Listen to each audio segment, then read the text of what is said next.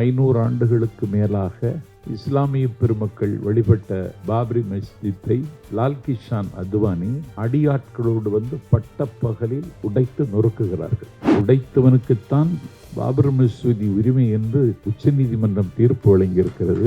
ஆகவே உடைத்து எனக்குத்தான் லலிதா ஜுவல்லரி சொந்தமாகும் என்று அவன் நம்பிக்கையோடு இருந்திருக்கிறான். இறை உணர்வு அச்சத்திலிருந்து வெளிப்படுவது, மத உணர்வு என்பது ஆதிக்கத்திலிருந்து வெளிப்படுவது. முருகன் அல்லது அழகு என்ற ஒரு புத்தகம் எழுதியிருக்கிறார்கள். அந்த மாநாட்டில் பங்கேற்றவர்களுக்கோ அதிலே பேசியவர்களுக்கோ தமிழ் தென்றல் திருவிக்கா இப்படி ஒரு புத்தகம் எழுதியிருக்கிறார் என்கிற விவரம் தெரியாது. ஏனென்றால் அவர்களுக்கு திருவிக்காவே தெரியாது. தைப்பூசத்தை போய் பார்த்தவர்கள் இதை கூட்டம் என்றே சொல்ல மாட்டார்கள். திருச்செந்தூரில் நடக்கிற சூரசம்காரத்தை போய் நேரடியாக பார்த்தவர்கள் இதை கூட்டம் என்று சொல்ல மாட்டார்கள். இது கூட்டம் அல்ல, இது ஒரு கும்பல். நீ எந்த நோக்கத்திற்காக மாநாடு போடுகிறாயோ அந்த மாநாட்டினுடைய பாட்டுடை தலைவர் பற்றியே பேசாம நாங்க ஆட்சிக்கு வருவோம்னு சொல்வதற்கு முருகன் என்ன பூத்தி அஜெண்டா? வாய்ஸ் ஆஃப் தமிழ்நாடு முன்னெடுத்திருக்கும் 2026 தேர்தல் அச்சுறுத்தும் மதவாத அரசியல் சூழ்ச்சி என்ற கருத்தரங்கிற்கு ஒருங்கிணைப்பாளராக இருந்து இயக்கி வருகின்ற ஆய்வாளர், அழுத்தமான கொள்கை வெறியும் ஆழமான சிந்தனையும் கொண்ட என் நல்ல நண்பன் தமிழ் காமராசன் அவர்களே, ஒரு வெளிப்படுத்த முடியாத வலியை, ஊடுருவுகின்ற உட்பகையை, அதனுடைய சுயத்தை தயக்கமில்லாமல் இங்கே சொல்லி அமர்ந்திருக்கின்ற மதுரை மத நல்லிணக்க மக்கள் கூட்டமைப்பின் ஒருங்கிணைப்பாளரும், அநீதிக்கு எதிராகவும் ஆதிக்கத்திற்கு எதிராகவும் மக்கள் மன்றத்திலும் நீதிமன்றத்திலும் களமாடுகிற வாதத்திற்கத்தில் வல்ல வழக்கறிஞர் வாஞ்சிநாதன் அவர்களே, முருகன் மகாநாட்டை நேரடியாக சென்று பார்வையிட்டு அதிலே கண்ட காட்சிகளை உங்கள் கண்ணுக்கும் காதுக்கும் கொண்டு வந்திருக்கின்ற அரண்சை ஊடகையலாளர் சதீஷ் அவர்களே, இந்த முத்தான முயற்சிக்கு வித்தாக விழுந்திருக்கின்ற, காலில் நகமுளைத்த நாள் முதலாகவே கொள்கைக்காக வாழுகிற சாதக பறவை சந்தத மரப அண்ணன் பெல் ராஜன் அவர்களே, அரங்கத்தில் அமர்ந்திருக்கிற மானத்தமிழர்களே, ஜனநாயகத்திற்கு உப்பாகவும் சர்க்கரையாகவும் இருக்கின்ற ஊடக இயலாளர்களே, வணக்கம். 2026 அச்சுறுத்தும் மதவாத அரசியல் சூழ்ச்சி என்ற ஒரு கருத்தரங்கை நடத்த வேண்டிய நிலைமைக்கு நாம் ஆளாகி இருப்பதே என்னை கேட்டால் ஒரு பின்னடைவை நோக்கி நாம் நகருகிறோமா என்ற கவலையைத்தான் தருகிறது. ஒரு வெகுஜன மக்களிடம் கொண்டு செல்ல வேண்டியதை ஒரு அரங்கத்தில் நாம் பந்தி வைக்கிறோம். இன்றைக்கு மேடை தமிழுக்கு ஒரு பின்னடைவும் தேக்கமும் ஏற்பட்டிருப்பதை தமிழ்நாட்டின் மேடைகளை அலங்கரிக்கிற நான் கண்கூடாக காணுகிறேன். இவ்வளவு நேரம் நீங்கள் இருந்ததே உங்களுடைய வைராக்கியத்தை தான் காட்டுகிறது. 6 மணிக்கு கூட்டம் என்று 4 மணிக்கு ஆட்களை உட்கார வைத்து விடுகிறார்கள். 6 மணிக்கு என்ற கூட்டம் 7 மணிக்கே முடிந்து விடுகிறது. உட்கார்ந்திருக்கிறவர் எழுந்து போகாமலே அப்படியே இருக்கிறார்கள். ஒலிபெருக்கி அமைப்பாளர் சொல்லுகிறார், கூட்டம் முடிந்து விட்டது, ஏன் போகாமல் இருக்கிறீர்கள் என்று கேட்ட பொழுது அவர்கள் சொன்னார்கள், அடுத்த கூட்டத்திற்கும் எங்களைத்தான் புக் செய்திருக்கிறார்கள் என்று. சிரிப்பதற்காக சொல்லவில்லை. தமிழ்நாடு அப்படி ஒரு சூழலில் இன்றைக்கு சிக்கி தவிக்கிறது. அதற்கு காரணம் அச்சப்படாமல் கொள்கையை வெளிப்படுத்துகிற சொற்பொழிவாளர்கள் தமிழ்நாட்டில் இல்லை என்பதுதான் கசப்பான உண்மை. பெரியார் அதை செய்தார், அண்ணா அதை தொடர்ந்தார். அதற்கு பிறகு வாழையடி வாழையென பல பேர் அந்த வரிசையில் வந்து நின்று மூறி முழங்கினார்கள். ஒரு வீழ்த்த முடியாத வல்லாதிக்கத்தை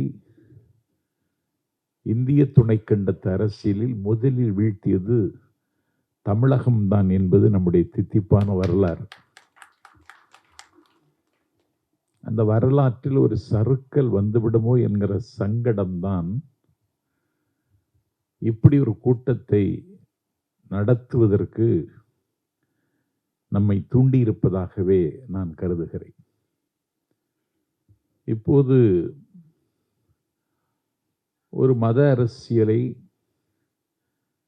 அதிலும் முருகன் பெயரால் நடத்தி தமிழ்நாட்டில் அவர்கள் இன்றைக்கு ஒத்திகை பார்க்கிறார்கள். ஒரு சாதகமான சூழல்களை உருவாக்கி கொள்வதற்கு ஒரு மிலேச்சத்தனமான அதிகாரம் அவர்கள் கையில் சிக்கிவிட்டது. 500 ஆண்டுகளுக்கு மேலாக இஸ்லாமிய பெருமக்கள் வழிபட்ட பாப்ரி மஸ்ஜித்தை பட்டப்பகலில் ஒரு அரசியல் தெரிந்த பெருமகன்,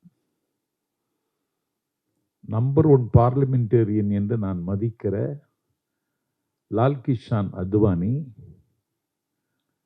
அடியாட்களோடு வந்து பட்டப்பகலில் உடைத்து நொறுக்குகிறார்கள். வழக்கறிஞர் வாஞ்சிநாதன் சொன்னது போல அந்த வழக்கு நீளுகிறது. அதிலே என்ன கருதப்பட வேண்டியதென்றால், அத்தனை நாளும் அதை பொறுமையோடு சிறுபான்மை மக்கள் அந்த தீர்ப்புக்காக காத்திருந்தார்கள். ஆனால் மங்கை சூதகமானால் கங்கையில் நீராடலாம், கங்கையே சூதகமானால் எங்கே நீராடுவது என்பது மாதிரி நீதிமன்றமே உடைத்தவர்களுக்குத்தான் அந்த மசூதி இருந்த இடம் சொந்தம் என்று தீர்ப்பு வழங்கிவிட்டது. இப்படி ஒரு தீர்ப்பை ஒரு வரலாற்று மாணவனாக நாஞ்சில் சம்பத் உலகத்தில் எந்த நீதிமன்றமும் வழங்கியதில்லை. வழங்கியவருக்கு ஏதோ ஒன்றை வழங்கிவிட்டார்கள். வழங்குவதாக சொன்னதற்கு பிறகுதான் அவர் இப்படி ஒரு தீர்ப்பை வழங்கினார். திருவாரூர் முருகன் என்று ஒரு திருடன் திருச்சிராப்பள்ளி லலிதா ஜுவல்லரியில் நடு நிசியில் உடைத்து ஜுவல்லரிக்குள்ளே போய் நகை திருட ஆரம்பித்து விட்டான். அந்த அலாரம் சத்தம் எழுப்ப காவல்துறை விழித்துக் கொள்ள கையும் களவுமாக திருவாரூர் முருகன் கைது செய்யப்பட்டான். அவனை கூண்டிலேற்றி அவனை சிறையில் அடைத்து விட்டார்கள். அவன் சிறைச்சாலைக்கு இருக்கிற சக கைதிகளிடம் ரொம்ப மகிழ்ச்சியாக சொல்லுகிறானாம், என்றைக்காவது ஒரு நாள் திருவாரூர் ஜுவல்லரி எனக்குத்தான் சொந்தமாகும் என்று. அடுத்த வேளை அன்னத்திற்கு உத்தரவாதம் இல்லாத ஆண்டினி திருவாரூர் திருச்சிராப்பள்ளி லலிதா ஜுவல்லரி உனக்கு எப்படி உரிமையாகும் என்று கேட்டால், உடைத்தவனுக்குத்தான் பாபர் மசூதி உரிமை என்று உச்ச நீதிமன்றம் தீர்ப்பு வழங்கியிருக்கிறது. ஆகவே உடைத்து எனக்குத்தான் லலிதா ஜுவல்லரி சொந்தமாகும் என்று அவன் நம்பிக்கையோடு இருந்திருக்கிறான். அவன் இப்பொழுது செத்து போனான். இவர்களும் சாவார்கள் என்று நாம் நம்புவதிலே பிழை இருக்க முடியாது. ஒரு அறம் பாட வேண்டிய காலகட்டம் தான் இந்த காலகட்டம். ஒரு மதம் அபினி என்று சொன்னார் கார்ல் மார்க்ஸ். ஒரு முட்டாளும் ஒரு பைத்தியக்காரனும் சந்தித்த போதுதான் மதம் பிறந்தது என்றார் ஒரு அறிஞர். அறிஞர் பெருந்தகை அண்ணா அவர்கள் இறை உணர்வு என்பது வேறு, மத உணர்வு என்பது வேறு. இறை உணர்வு, மத உணர்வு என்று பார்த்தால் இறை உணர்வு அச்சத்திலிருந்து வெளிப்படுவது, மத உணர்வு என்பது ஆதிக்கத்திலிருந்து வெளிப்படுவது. இந்த இறை நம்பிக்கை உள்ளவர்கள் தங்களை வருத்திக் கொள்வார்கள். ஆனால் மத உணர்வு கொள்ளவர்கள் அடுத்தவர்களை வதை செய்வார்கள். அதுதான் சரித்திரத்தின் எல்லா பக்கங்களிலும் நமக்கு கிடைக்கக்கூடிய செய்திகள். அச்சம் என்னும் அஸ்திவாரத்தில் எழுப்பப்பட்ட ஆகாய கோட்டை மதம் என்றான் பெர்ட்ரண்ட் ரஸ்ஸல். மதம் தவிர்க்க முடியாத மாயை என்றான் ரெனான். மதவெறி மனிதநேயத்தின் எதிரி. மக்களின் பகுத்தறிவை மங்கச் செய்து பார்வையை பழுதாக்கிவிடும். மது வெறி கூட செய்ய துணியாத ஒன்றை மதவெறி செய்துவிடும். அதற்கு வரலாற்றில் ஏராளமான ஆதாரங்கள். மது போதை சிறிது நேரத்தில் தெளிந்துவிடும். மத போதை மக்கள் கூட்டத்தை ஆட்டி படைக்கும் பல தலைமுறைகளுக்கு என்று அண்ணா அன்றைக்கு எழுதினார். அது இப்பொழுது பெரியார் பிறந்த மண்ணில் ஊடுருவதற்கு அதிகாரத்தின் துணை கொண்டு வருகிறது. அதிகாரம் அதற்கு அவர்களுக்கு பயன்படுகிறது. ஒரு கூச்ச உணர்வோ குற்ற உணர்வோ இல்லாமல் அதை நடைமுறைப்படுத்துவதற்கு அவர்கள் எத்தனிக்கிறார்கள். அதற்கு முருகன் பெயரை பயன்படுத்துகிறார்கள். ஏற்கனவே அறநிலையத்துறையின் சார்பில் 3 நாள் முத்தமிழ் முருகன் மகாநாடு மதுரையிலே நடந்து முடிந்துவிட்டது. முருகனே இப்பொழுது வெட்கப்படுகிறான். இவர்கள் கையில் போய் சிக்கி நாமல்லவா சின்னாபின்னமாகி வருகிறோம் என்று.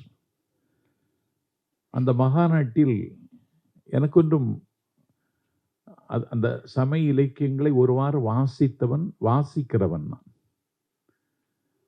ஏனென்றால் அதுவும் இந்த மண்ணோடும் மக்களோடும் ஐக்கியமாகி இருக்கிறது. முருக வழிபாடு என்பது ஒரு 12,000 ஆண்டு கால தொன்மை உள்ளது. முருக வழிபாடு தோற்றம் வந்த காலத்தில் சிவன் கிடையாது, பிரம்மா கிடையாது, விஷ்ணு கிடையாது, கணபதி கிடையாது. சேயோன் மேய உலகம் என்று தொல்காப்பியம் வரையறை செய்கிறது. உலகம் அழகாக இருக்கிறது.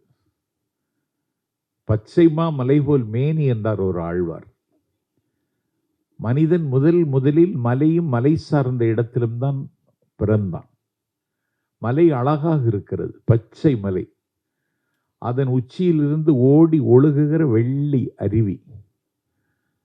அந்த மலையிலே துள்ளி ஓடக்கூடிய புள்ளி மான்கள்.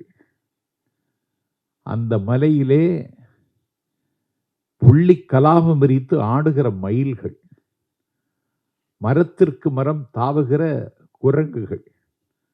பாடி பறக்கின்ற பட்டாம்பூச்சிகள், தவளை சத்தங்கள், ஆனைச்சாத்தானுடைய குரல்கள் என்று மலையில் ஒரு இயற்கை தன்னுடைய நாட்டியத்தை நிகழ்த்தி கொண்டிருக்கிறது. அந்த மலையிலே பிறந்தவன், முதலில் பிறந்தவன் தமிழன்.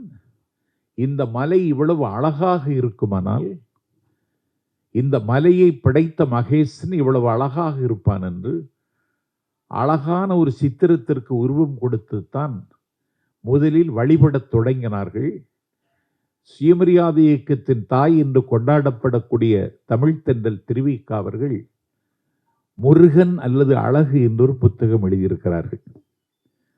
அந்த மாநாட்டில் பங்கேற்றவர்களுக்கோ அதிலே பேசியவர்களுக்கோ தமிழ்த்தென்றல் திருவிக இப்படி ஒரு புத்தகம் எழுதியிருக்கிறாருங்கிற விவரம் தெரியாது.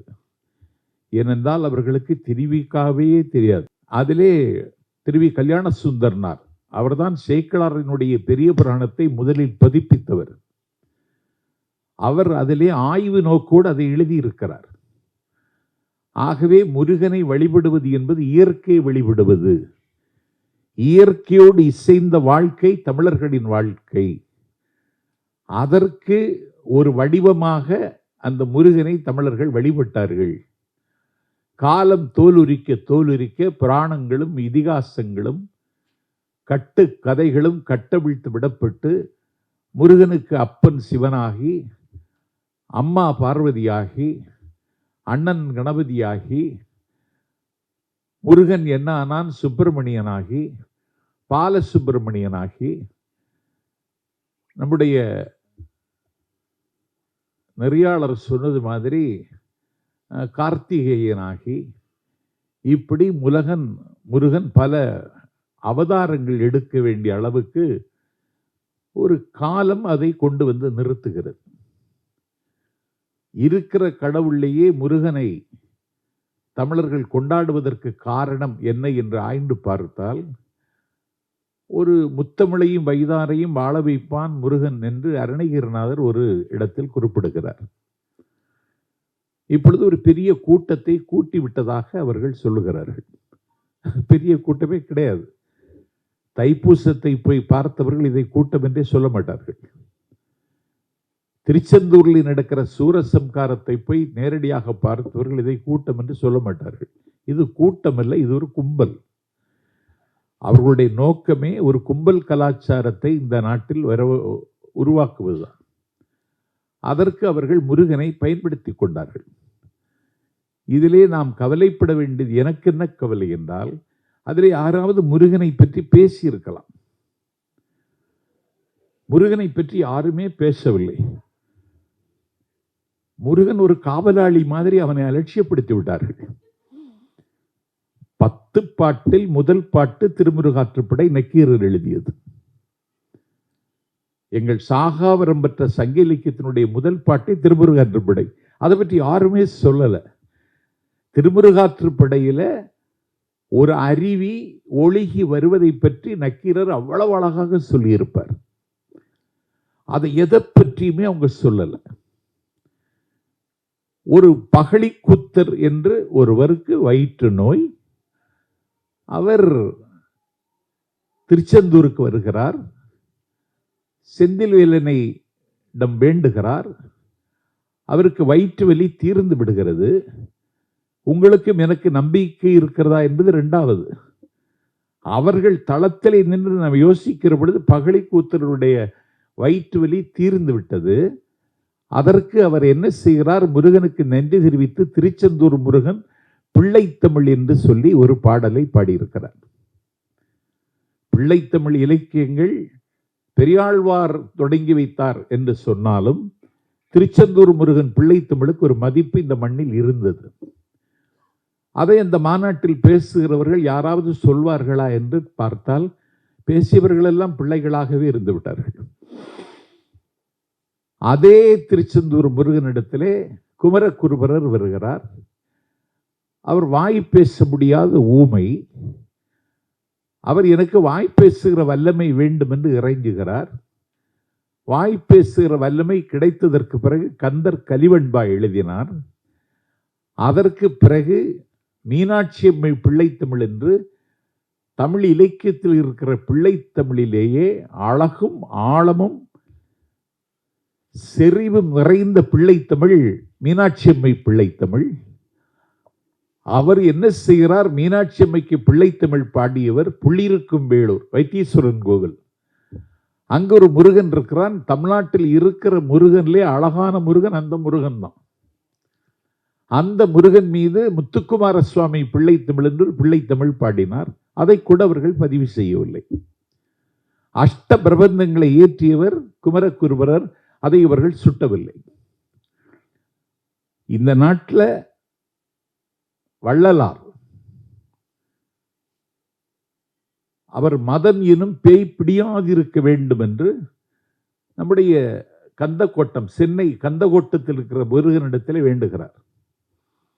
அவர் எதிர்மறையாகத்தான் பாடிக்கொண்டிருந்தார். ஓதாமல் ஒரு நாளும் இருக்க வேண்டாம், ஒருவரையும் பொல்லாங்கு சொல்ல வேண்டாம் என்று எல்லாம் நெகட்டிவா எதிர்மறையா இருக்கே, நான் பாசிட்டிவா பாடுகிறேன்னு சொல்லிட்டு நேர்மறையாக ஒருமையுடன் நினது திருமலரடி நினைக்கின்ற உத்தமிருதம் உறவு வேண்டும் என்று பாடிய வள்ளலார் மதம் எனும் பேய் பிடியாதிருக்க வேண்டும் என்றார். அந்த பேய் இவர்களுக்கு இப்பொழுது பிடித்து விட்டது. இப்போது மறைமலையடிகள் தனித்தமிழ் இயக்கம் கண்ட பெருமகன், ஆதிக்க இந்திய எதிர்க்கிற போரில் அண்ணாவோடும் பெரியாரோடும் கைகுலிக்க கொண்டு களத்துக்கு வந்தவர்,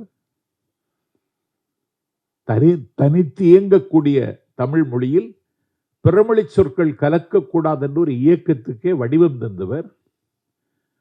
அவருக்கு வயிற்று வலி வருகிறது. அவர் திருவொற்றியூர் செல்லுகிறார். அங்கே ஒரு முருகன் இருக்கிறான். முருகன் எல்லா இடத்திலும் இருக்கிறான். அந்த முருகன் மீது ஒரு மும்மணி கோவை பாடினார். கோவை பாடியதற்கு பிறகு அவருடைய வயிற்று வலி தீர்ந்தது என்று நான் படிக்கிறேன். இதை யாராவது அங்கே பதிவு செய்வார்களா என்று பார்த்தால் பதிவு செய்யவில்லை. அவர்களுக்கு பெரிய பிலாசபர் அண்ட் கைடு என்று அவர்கள் மதிப்பது ஆதிசங்கரரை. அவர் காலடியில் பிறந்தவர், கேரளாவில். அவர் இந்த இந்தியா முழுவதும் காலடியாகவே நடந்தார். 6 சமயங்கள் இருந்தது. 6 சமயங்களை ஒருங்கிணைத்தவர் அவர்தான். மடங்களை நிறுவியர் அவர்தான். அந்த ஆதிசங்கரருக்கு கர்நாடகத்தில் இருக்கும் பொழுது அங்கே ஒரு சிவத்தலத்தில் அவருக்கு காசம் டியூபர்குலோசிஸ் வந்தது. அவர் அங்கே சிவபெருமானை வேண்டுகிறார். சிவபெருமான் அவருக்கு, உனக்கு இந்த டிசீஸ் தீரணும்னா நீ திருச்செந்தூருக்கு போன்னு சொல்லி சிவபெருமானை வழிகாட்ட அவர் திருச்செந்தூருக்கு வருகிறார். திருச்செந்தூர் முருகனை கும்பிடுகிறார். பன்னீர் இலை பிரசாதம் வாங்கி பூசிக்கொள்கிறார். அவருக்கு நோய் தீர்ந்ததற்கு நன்றி உணர்ச்சியாக சுப்பிரமணிய புஜங்கம் என்று ஒரு கிரந்தத்தை பாடுகிறார். பஜகோவிந்தம் பாடிய ஆதிசங்கரர், லலிதா சகசரநாமம் பாடிய ஆதிசங்கரர், கனகதாரா சூஸ்திரம் பாடிய ஆதிசங்கரர் சுப்பிரமணிய புஜங்கம் திருச்செந்தூரில் வந்து பாடினார் என்றால் 6 சமயங்களை இணைத்த ஆதிசங்கரருக்கே எங்கள் தமிழ் கடவுள் முருகன் தான் நோய் தீர்த்தான் என்பது எங்கள் வரலாறுனாவது சொல்லியிருக்க வேணாம். இவனுக்கு சுப்பிரமணிய புஜங்கம்னாலே என்னன்னு தெரியாது. என்ன அநியாயம் இது? நீ எந்த நோக்கத்திற்காக மாநாடு போடுகிறாயோ அந்த மாநாட்டினுடைய பாட்டுடை தலைவர் பற்றியே பேசாம நாங்க ஆட்சிக்கு வருவோம்னு சொல்வதற்கு இது முருகன் என்ன அவன் பாக முனைவோரா? அவன் பூத் ஏஜெண்டா? அவன் எப்படி உங்களுக்கு உதவ முடியும்? அவன் உதவுவான் நீங்கள் எப்படி நம்புகிறீர்கள்? ராமனே உங்களுக்கு உதவலையே. ராமனே அடிச்சு தூக்கிட்டான பைசாபாத் தொகுதியில். பிஜேபி கட்சியினுடைய கேண்டிடேட் வீழ்த்தப்பட்டு அகிலேஷ் யாதவனுடைய கட்சி வேட்பாளர், அதுவும் ஒடுக்கப்பட்ட சமூகத்தை சார்ந்தவன், அயோத்தி உள்ளிட்ட பைசாபாத்தில் வெற்றி பெற்றானே. அங்க நடந்தா இங்க நடக்காதா? என்னடா அக்கிரமம் இது? உங்களுக்கு அரிப்பு இருக்கு, எனக்கு புரியுது. ஆட்சிக்கு வர வேண்டும், ஏன்னா நீங்க அதிகார அரசியல்ல சுவை கண்டு விட்டீர்கள். உலகத்திலேயே அதிக நிதி வைத்திருக்கிற கட்சி இன்றைக்கு பிஜேபி.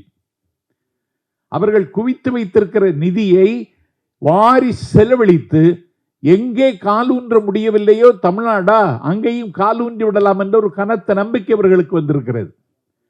370 பிரிவை நீக்கிவிட்டீர்கள். ஒரு மாநில அரசாங்கத்தினுடைய அனுமதி இல்லாமல் காஷ்மீரை நீங்கள் உடைத்தீர்கள். இன்னைக்கு என்னாச்சு? அதே காஷ்மீர்ல உமர் அப்துல்லா இன்னைக்கு முதலமைச்சர். நீங்கள் வெட்கப்பட வேண்டாமா? அமைதியின் மடியில் இருக்கிறது காஷ்மீர். அடிக்கடி அறிவித்தீர்கள். இன்றைக்கு என்ன ஆயிற்று? பட்ட பகலில் இன்றைக்கு 26 பேர் துடிக்க துடிக்க சுட்டுக் கொல்லப்பட்டார்கள். கொல்லப்பட்டார்கள் அல்லவா? தடயம் இல்லாமல் அழித்து விடுவோம் என்று அறிவித்தாரே உள்துறை அமைச்சர். அழித்தீர்களா? தடயமாவது கிடைத்ததா? தடயமே கிடைக்கல. இதை வெளியில சொல்லுகிறீர்களா? இல்லை. இதை ஏதாவது ஏடோ மீடியாக்களோ இதை விவாத பொருளாக்கி இருக்கிறதா? இல்லை. ஊடகத்தில் விவாதங்களுக்கு தலைப்பெல்லாம் பார்த்தா நான் இப்ப விவாதத்துக்கே போறதில்லை. ஏன்னா விவாத அரங்கத்தில் புறம்போக்குகள் எல்லாம் வந்து உட்கார்ந்துருக்கான். என்ன விவாதம் செய்கிறீர்கள்? எது விவாதிக்க வேண்டும்? விவாதிச்சீங்களா? விவாதிக்கல. ஒரு ஆளையாவது கண்டுபிடிச்சீங்களா? கண்டுபிடிக்கல. என்ன செய்யறது உங்களை? அப்ப நீங்க right to differ, right to criticise, எந்த விமர்சனத்தையும் எதிர்கொள்ள நீங்க தயாரில்லை. சிக்கந்தர் மலைன்னு வழக்கறிஞர் சொன்னாரே, சிக்கந்தர் மலை தான்.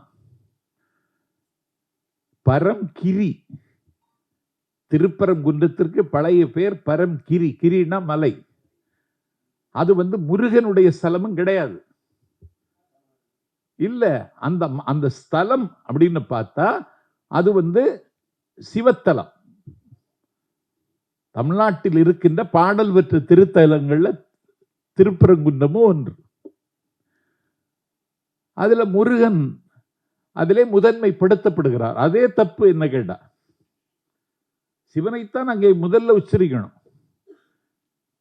இப்ப அப்படி சில கோவில்கள்ல வந்துருச்சு.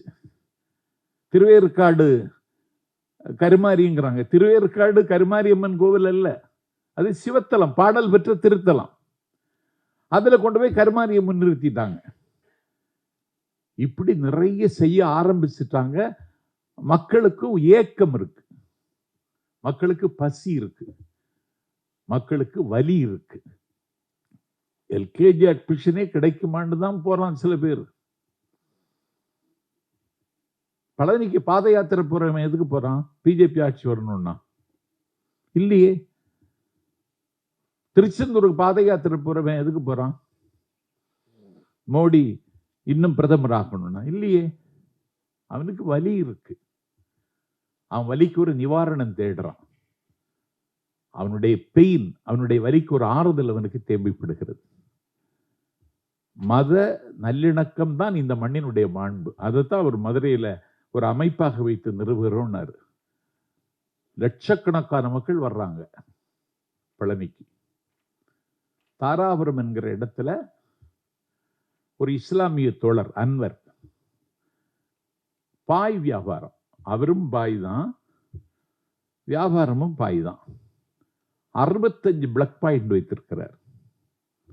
65 பிளக் பாயிண்ட் வச்சுட்டு அந்த பாய் வியாபாரம் செய்கிற அந்த அன்வர் ஒன்றே குலம் என்று பாடுவோம் ஒரு பாடல் வரி எழுதி வச்சுட்டு பாத யாத்திரை வருகின்ற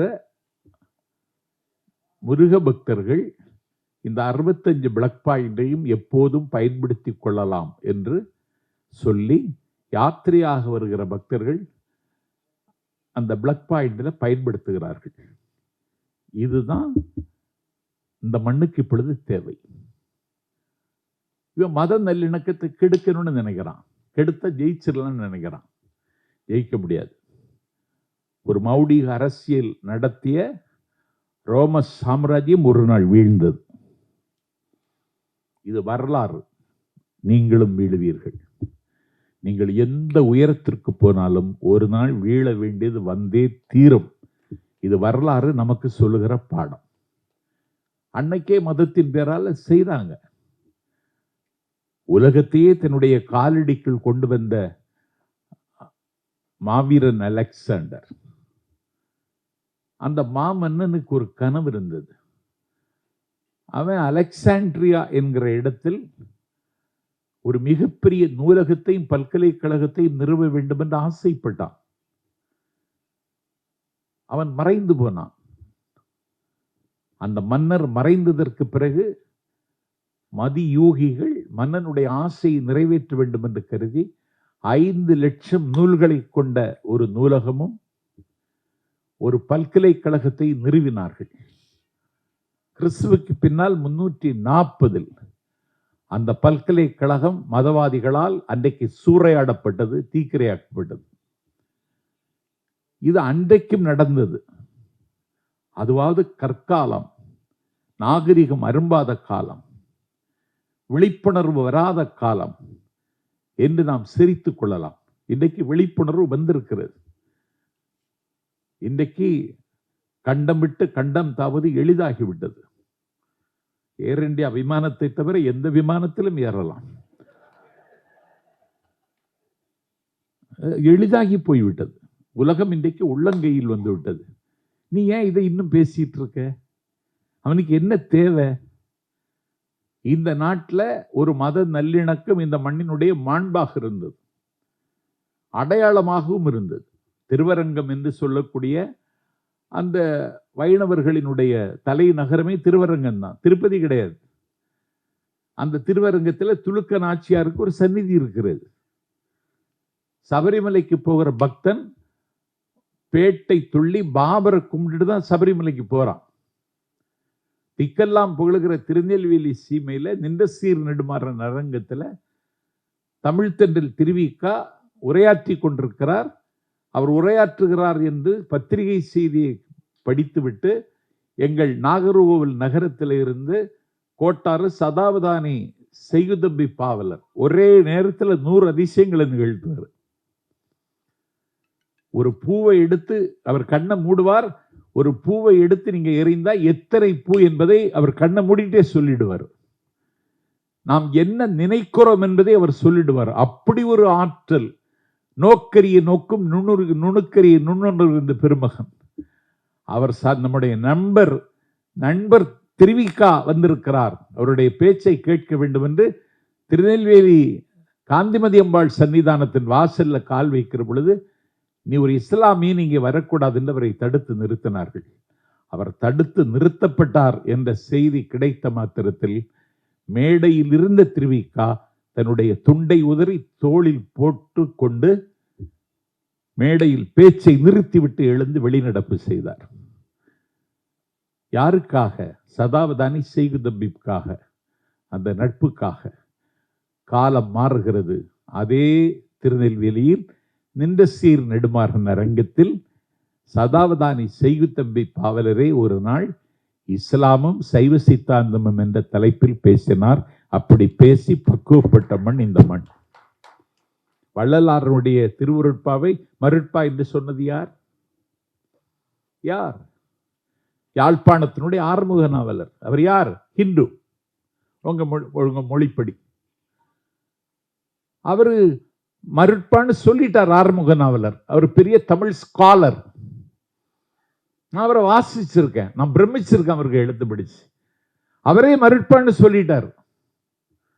அவர் மருட்பா என்று சொன்னதற்கு பிறகு அதை அருட்பா என்று நிறுவியது யார் என்றால் கோட்டாறு சதாவதானி செய்குதம்பி பாவலர் என்கிற இஸ்லாமியன். இதானடா இந்த மண்ணு. இதை ஏன் எப்படி கெடுக்க பாக்குற நீ? அதுல கொஞ்சம் பேர் போய் ஏறி உட்கார்ந்து இருக்காங்க. மோடியின் மகன் ராஜேந்திர பாலாஜி, அறிவியல் அறிஞர் செல்லூர் ராஜு, எல்லாரும் போய் உட்கார்ந்துருக்கான். ஒரு தேசிய கட்சியினுடைய மாநில தலைவர் என்ன பேசுறாருன்னு நான் தொலைக்காட்சியை பார்த்திருக்கேன். பனி எது, நதி எது, கடல் எது, சகலமும் உனதொரு கருணையில் எழுவது. அது கண்ணதாசன் எழுதினது கூட அவருக்கு தெரியாது. பாடியவன் மதுரை சோமுங்கிற விவரமும் தெரியாது. நான் நினைச்சேன், சரி பாடியாவது பிழைச்சுக்கிட்டு வர பரவாயில்ல அப்படின்னு சொல்லதான் முடிஞ்சது. எதுக்கு நடத்துறீங்களோ அதை சொல்ல வேணாம். அருணகிரிநாதர்னு ஒரு ஆள் இருந்தாரு திருவண்ணாமலை. அவருக்கு கொஞ்சம் பலவீனம். அவரு உண்ட உணவின் கொழுப்புகளை பிறரோடு கூடி தனித்துக் கொள்ள வேண்டும் என்கிற தன்னிச்சையிலேயே இயங்கினார். கொஞ்சம் பலவீனப்பட்டவர். பலவீனம் எல்லாருக்கும் இருக்கும், அதுல தப்பு இல்லை. அப்படி ஒரு நாள் நடுநிசி நள்ளிரவு வீட்டுக்கு வரும் பொழுது எங்கடா போனேன் அப்படின்னு அவருடைய தமக்கை கேட்ட உடனே அவர் அதிர்ச்சி அடைந்து நிற்கிறார். கண்ட கண்ட பெண்களோடு உறவு கொள்வது உல்லாசம் அனுபவித வாழ்க்கைன்னு நினைச்சிட்டா, நீ என்னையும் அனுபவிச்சுக்கணும் அக்கா சொல்லிட்டா. அவருக்கு சுயமரியாதை வந்துச்சு. மலையின் உச்சியிலிருந்து குதிச்சிட்டாரு. தற்கொலை பண்ணுக்கு முயற்சி. இது வழக்கு போட வேண்டிய கேஸ். இது குதிச்சிட்டாரு. முருகன் வந்து காப்பாத்திட்டான். முருகன் அப்ப ஃப்ரீ அண்ட் ஃபேரா இருந்தான். எந்த கட்டுக்காவலும் அவனுக்கு கிடையாது. நீ என்ன பற்றி பாடு, ஏன் இப்படி தற்கொலை பண்ணாலும் இப்படி இருக்கு, எனக்கு ஒரு பிரச்சனை, அதெல்லாம் போயிடலாம், நீ என்ன பற்றி பாடுன்னாரு. பாட தெரியாதுன்னா, பாடறியேன் படிப்பறியேன் பள்ளிக்கூடம் நான் அறியேன் ஏடறியேன் எழுத்தறியேன், அறிவொளி இயக்கத்தில் கூட சேரல, நீ என்ன பாடுன்னா நான் எப்படி பாடணும், ஓம்ங்கிற பிரணவ மந்திரத்தை வேலா வச்சு எழுதிட்டாரு. அதனால சந்த திருப்புகழ் பாடினாரு. தமிழுக்கே அது ஒரு பெரிய கொடை. அதை யாரும் பின்பற்றி எழுத முடியல. கவிஞர் தணிகை செல்வன் ஒரு 2 ஆட்கள் 2 பாட்டு பாடியிருக்காங்க. அந்த நட்டையே வராது, அடிச்சு நொறுக்குகிறார். எல்லா இடமும் போய் பாடுறார். கடல் தாண்டி கதிர்காமம் வரைக்கும் போய் பாடுகிறார். அவர் பாடுகிறார். அவர் எல்லா நோய்க்கும் அதுல மருந்து சொல்லுகிறார், எல்லா வினைக்கும் தீர்வு சொல்லுகிறார். அதையாவது சொன்னீங்களா? சரி, அவருக்கு படத்தையாவது இந்த மாநாட்டில் திறந்து வச்சிங்களா? மாநாடுன்னா ஒரு படத்திறப்புன்னு ஒரு வைபவம், அதையாவது திறந்து வச்சிங்களா? அதுவும் வைக்கல. குமரகுருவர் படத்தை திறந்து வச்சிங்களா? இல்லை. உருவாய் அருவாய் உளதாய் இலதாய் மறுவாய் மலராய் மணியாய் ஒளியாய் குருவாய் வருவாய் அருள்வாய் குகனின்னு 60 ஆண்டு காலம் பேசினார் வாரியார். அவருக்கு படத்தையாவது திறந்து வச்சிங்களா? எதுக்கு மாநாடு போட்டீங்க? முருகன் உங்களுக்கு ஆதரவா இருப்பானா? முருகன் அப்படி ஒரு முடிவெடுத்தாலும் எங்களுக்கு ஆதரவா வருவானே தவிர உங்களுக்கு ஆதரவா எப்படி வருவான்? கதைப்படி பார்த்தாலும் முருகன் இந்த நாட்டில் அன்னைக்கு நாரதர்னு ஒருத்தன் இருந்தான், கலகம் செய்ய பிறந்தவன், சுப்பிரமணிய சாமியை விட மோசமானவன். அவர் மாங்கனியை கொண்டு சிவபெருமான்கிட்ட கொடுக்குறான்.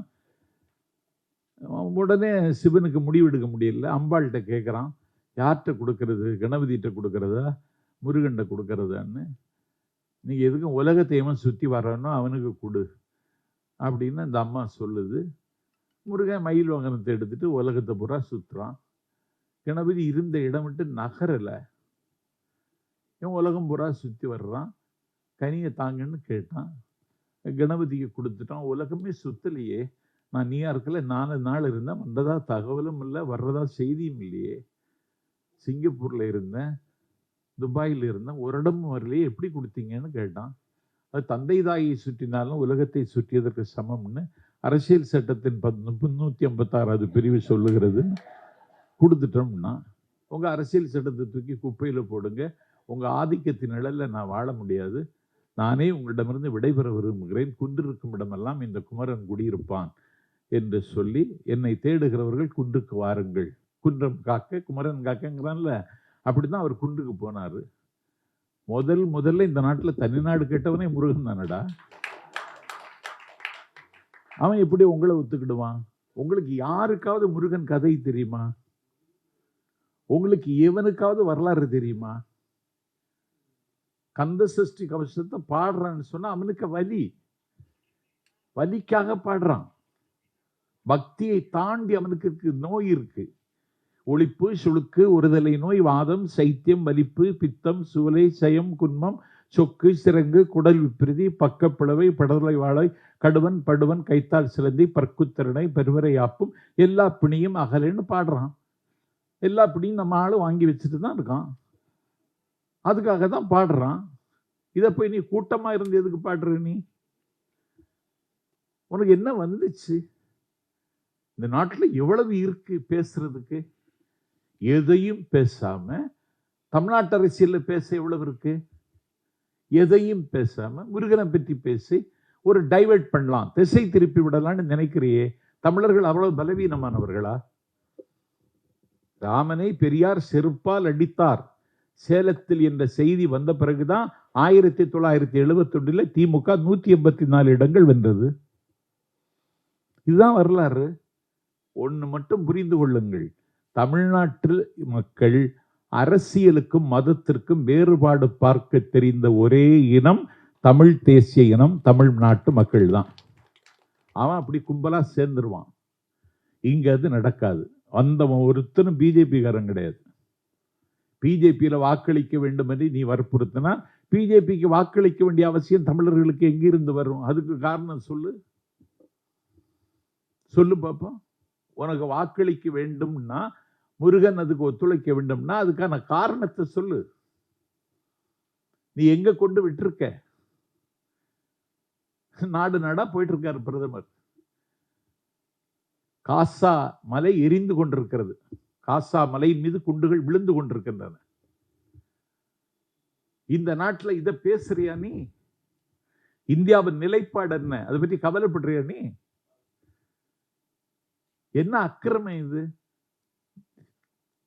இந்திரா காந்தி பிரதமர், அன்னைக்கு அண்ணா தமிழ்நாட்டின் முதலமைச்சர். 8ஆம் தேதி டெல்லி சென்ற நாஞ்சிலார் 9ஆம் தேதி திரும்பி வருகிறார். நுங்கம்பாக்கத்தில் அண்ணா வீட்டுக்கு போகிறார்.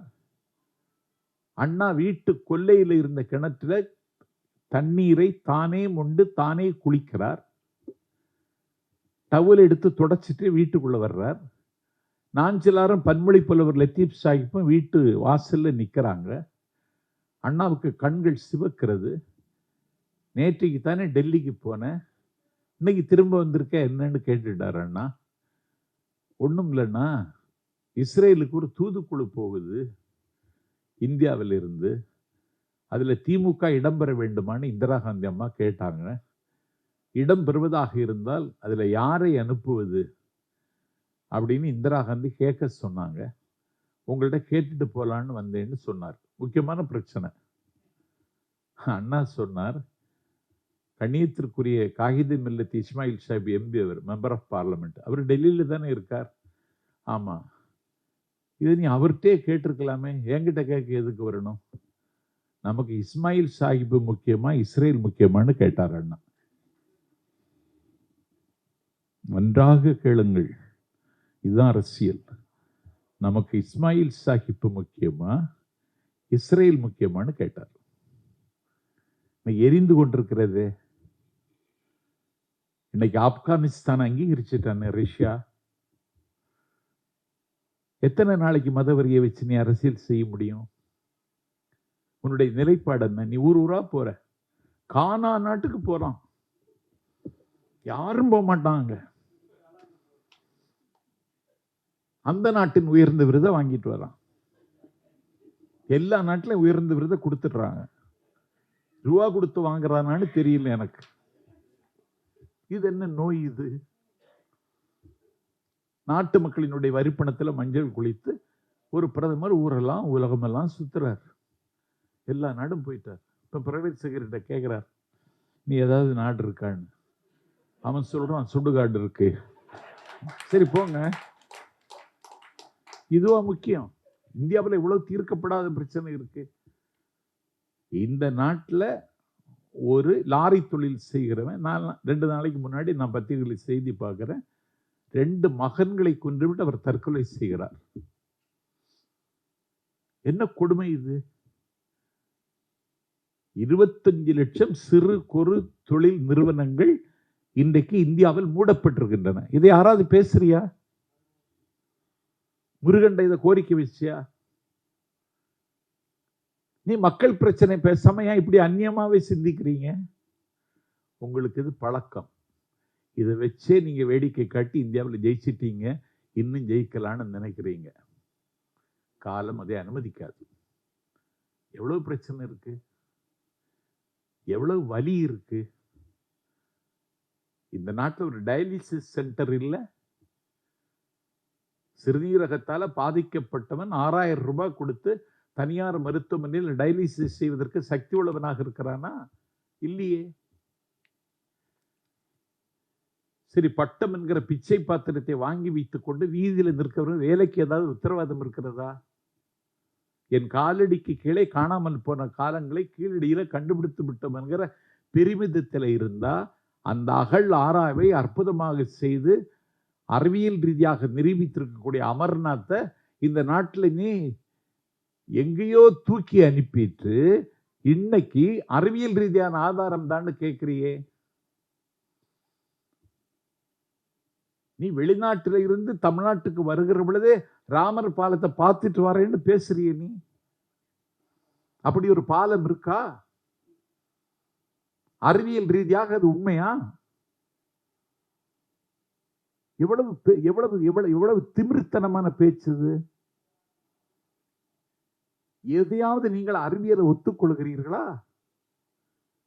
கலவரம் செய்து, காலித்தனம் செய்து, மக்களுடைய கவனத்தை திசை திருப்பி, வறுமையிலும் வெறுமையிலும் இருக்கிற மக்களை கேடயமாக பயன்படுத்தி இந்த நாட்டினுடைய சமூக அமைதியை கெடுத்து குட்டிச்சுவராக்குவதை தவிர உங்களுக்கு வேற என்ன நோக்கம் இருக்கு? குஜராத்தில் மரியம் பீவியினுடைய குடிசைக்கு வந்து விட்டார்கள் கலகக்காரர்கள். 18 வயசு பையன், முடமாகி போனவன். இந்த 18 வயசு பையனை தூக்கிட்டு ஓடி தப்பிக்க வழி தெரியல. அந்த 18 வயசு பையன் சொல்றான், அம்மா நான் முடமாகி போனவன், என்னை அவர்கள் பார்த்தால் விட்டு விடுவார்கள், எனக்கு ஒன்றும் ஆகாது, நீங்கள் ஓடி தப்பித்துக் கொள்ளுங்கள். 18 வயதான மரியம் பீவியினுடைய மகன் சொல்றான். சரி, இவனை ஒன்றும் செய்ய மாட்டார்கள் என்று நம்பி அவள் தப்பித்து போக எத்தனிக்கிறாள். அடுத்த மறு நொடியில் ரசாயனங்களையும் தீக்கங்குகளையும் தூக்கி வீசி அந்த 18 வயது முடமாகி போன பையனை மரியம் பீவிக்கு முன்னால துடிக்க துடிக்க கொண்டீர்களே. இதுதானே நேற்றைக்கு செய்தீர்கள். இது நாளைக்கும் தமிழ்நாட்டில் செய்யலாம்னு நீங்க ஒத்திகை பார்க்கிறீங்க. நாங்க கொஞ்சம் அமைதியா இருக்கோம். அமைதியாக இருக்கிறது மாதிரி தெரியும் உனக்கு. இது புயலுக்கு பின்னால் இருக்கிற அமைதி என்பதை புரிந்து கொள்ளுங்கள். அதனால இதை நான் வெளிப்படுத்தி ஆக வேண்டும். நான் வாஞ்சிநாதனுக்கு என்னுடைய வணக்கத்தை தெரிவித்துக் கொள்கிறேன். ஏன்னா சொல்ல முடியாததை நீங்கள் சொல்லுகிறீர்கள். இதை சொல்லுகிற இடத்துலயும் நான் இல்லை, அதுதான் எனக்கு இருக்கிற பிரச்சனை. நீங்கள் சொல்லுகிறீர்கள், நாங்கள் இதை உள்வாங்கிக் கொள்கிறோம். ஆகவே ஒரு மிகப்பெரிய ஆபத்து. அவர்கள் எதையும் செய்வார்கள். எந்த அக்கிரமத்தையும் அவர்கள் செய்வதற்கு கூச்சப்பட மாட்டார்கள். அவர்களுடைய நோக்கம் ஒரே மொழி, ஒரே நாடு, ஒரே கலாச்சாரம், ஒரே ரேஷன் கார்டு என்கிற அகண்ட பாரதத்தை நோக்கி அவர்கள் சிறகுகளை விரிக்கிறார்கள். இந்தியா ஒரு நாடே கிடையாது. India could not be considered as a nation என்று எங்கள் தலைவன் TM நாயர் 1915 சொல்லி வச்சுட்டு போயிட்டான். இது நாடு கிடையாது. நாடாக இணைத்து கொண்டோம், நாங்களும் ஏற்றுக்கொண்டோம். இல்லை, எங்களுக்கு ஒன்றும் பிரச்சனை இல்லை. நீ என்னை ஏற்றுக்கொண்டால் உன்னை ஏற்றுக்கொள்கிறேன். நீ என்னை ஏற்றுக்கொள்ளாவிட்டால் உன்னை ஏற்றுக்கொள்வதை பற்றி யோசிக்கிற தலைமுறை நாஞ்சில் சம்பத்திற்கு முடியாவிட்டாலும் எனக்கு அடுத்த தலைமுறை அதை செய்யும் என்று நான் நம்புகிறேன். அதுதான் தமிழ்நாடு. தமிழ்நாட்டுக்குன்னு ஒரு குணம் இருக்கு. முருகன் வழிபாடு 12,000 சங்க காலத்துக்கு முன்னாடி இருந்தே இருக்கு. பரிபாடல்ல இருக்கு, புறநானூர்ல இருக்கு, ஏன் சிலப்பதிகாரத்திலே இருக்கு. இதை வச்சுட்டு ஒரு அரசியல் செய்வது என்பது அயோக்கியத்தனத்தினுடைய உச்சம். ஏதோ 4 பாட்டு சொல்லி பொருளாவது சொன்னீங்களா? அதுவும் இல்லை. நாளன் செய்யும் மனைதான் என் செய்யும், ஒரு கந்தர் அலங்கார பாட்டு சொன்னீங்களா? அதுவும் இல்லை. உங்களுக்கு ஒண்ணுமே தெரியாது. நீங்க எல்லாம் காலி குடுவைகள். நீங்கள் கலவரத்தை விரும்புகிறவர்கள், வன்முறை வாழ்வியலாக கொண்டவர்கள். இந்திய அரசியல்ல நீங்கள் ஆபத்தான பேரவழிகள், நீங்கள் அப்புறப்படுத்தப்பட வேண்டியவர்கள். திரிபுராவில் ஜெயிச்சது நீங்க ஜெயிச்சதா? ஆதிவாசி பழங்குடிகள் படுகிற பாடு என்ன சொன்னாரே. இன்னைக்கு ஸ்டேன் சாமியினுடைய நினைவு நாள் என்று அவர் தொழுநோய் மக்களுக்கு, மலைவாழ் மக்களுக்கு தொண்டூழியம் செய்வதற்காக போனவர். அவர் என்ன குற்றம் செய்தார்? அவரை அன்லாஃபுல் ஆக்டிவிட்டீஸ்ல கைது செய்கிறீர்கள், சிறையில் அடைக்கிறீர்கள். அவர் சட்டப்படி கைது செய்யப்பட்டு விட்டார். ஜாமீன் கேட்கிறோம், தந்தீங்களா? தருவதற்காவது யோசித்தீர்களா? சரி, பக்கவாதம் வந்துவிட்டு, ஸ்ட்ரோக் வந்து விட்டது, அதுக்கப்புறமாவது தருவீங்களா? அவர் சிறுநீர் பெய்கிறார், அப்புறப்படுத்த ஆள் இல்லை. மலம் கழிக்கிறார், சுத்தம் செய்ய ஆள் இல்லை. ஒரு அவுன்ஸ் தண்ணீரை வலது கரத்தில் ஏந்தி குடிப்பதற்கு கையில வலிமை இல்லை. இனி அவரை சிறைச்சாலையில வைத்திருக்க வேண்டிய தேவை இருக்கா? அப்பொழுதாவது நீங்க விடுதலை தந்தீர்களா? தரலையே. ஜாமீன் தந்தீங்களா? தரலையே. உங்களுடைய கொலை பட்டியலை வச்சு பேசினா அந்த இரத்த அத்தியாயங்களை ஒரு 20 மணி நேரம் பேசலாம். அவ்வளவு இருக்கு. பேச வேண்டிய காலம் வரத்தான் செய்யும். பேசத்தான் செய்வோம். நாங்கள் ஒதுங்கி விட மாட்டோம், ஒளிந்து விட மாட்டோம். இதை பேசுகிற காலமும் வரும். விளைவுகள் கொஞ்சம் மோசமா இருக்கும் அப்படின்னு சொன்னார் வாஞ்சிநாதன். இருக்கலாம். கோவிந்த பன்சாராவை கொண்டார்கள், நரேந்திர தபோல்கரை கொண்டார்கள், கம்பி பல்கலைக்கழகத்தினுடைய துணைவேந்தர் டாக்டர் கல்புர்கியை கொண்டார்கள். தமிழ்நாட்டில் ஜெயலலிதாவின் ஆட்சி காலத்தில் தடை செய்யப்பட்ட மாதருபாகன் தினத்தை கன்னடத்தில் மொழிபெயர்த்து கருத்துரிமைக்கு கவசம் தந்த பெருமாட்டி மிகச்சிறந்த எழுத்தாளர் லங்கேஷ்கரை அவருடைய வீட்டு வாசலில் சுட்டுக் கொண்டார்கள். ஸ்டேன்ஸ் பாதிரி, சாய்பாபா, உங்களுடைய கொலை பட்டியல் நீளுகிறது. நான் இதில் சம்பத்து ஒன்றை சொல்லுகிறேன். நான் அறத்தின் மீது நம்பிக்கை உள்ளவன். அண்ணா சொல்லுவார், அறம் வெல்லும், நிச்சயமாக வெல்லும். அதற்கு சில காணிக்கைகள் கொடுக்க வேண்டியது வரும் என்று அண்ணா சொன்னார். அதற்கு கொடுக்கிற காணிக்கை தான் வாய்ஸ் ஆஃப் தமிழ்நாடு இந்த கருத்தரங்கம் என்பதை இங்கே பதிவு செய்து, ஆகவே இதிலே சோர்ந்து போவதற்கு எதுவும் இல்லை. அயர்வும் சோர்வும் அவர்கள் நமக்கு பரிசாக தருவதற்கு எத்தனிப்பார்கள். அதையும் கடந்து பயணிக்க வேண்டிய கட்டாயத்திற்கு தமிழ்நாடு நம்மிடத்திலே நிரம்ப எதிர்பார்க்கிறது என்று சொல்லி, வாய்ஸ் ஆஃப் தமிழ்நாடுக்கு, அதற்கு விளம்பரம் தந்து உதவி இருக்கின்ற யூடியூப் ரூட்டஸ் தம்பி மைனருக்கு, அரண்சை அமைப்புக்கு என்னுடைய நன்றியை தெரிவித்து, இதை ஒருமைப்படுத்தி இருக்கின்ற, ஒழுங்குபடுத்தி இருக்கின்ற அண்ணன் வெல்ராஜனுக்கு, நான் கன்னியாகுமரியிலிருந்து வர்றேன், நீ வா என்று உரிமையோடு அழைத்த என் அண்ணன் வெல்ராஜனுக்கும் நன்றி சொல்லி, இன்னும் நான் பேசிக் கொண்டிருப்பது ஆரோக்கியமாக இருக்காது என்று கருதி விருப்பமில்லாமல் விடைபெறுகிறேன். நன்றி, வணக்கம்.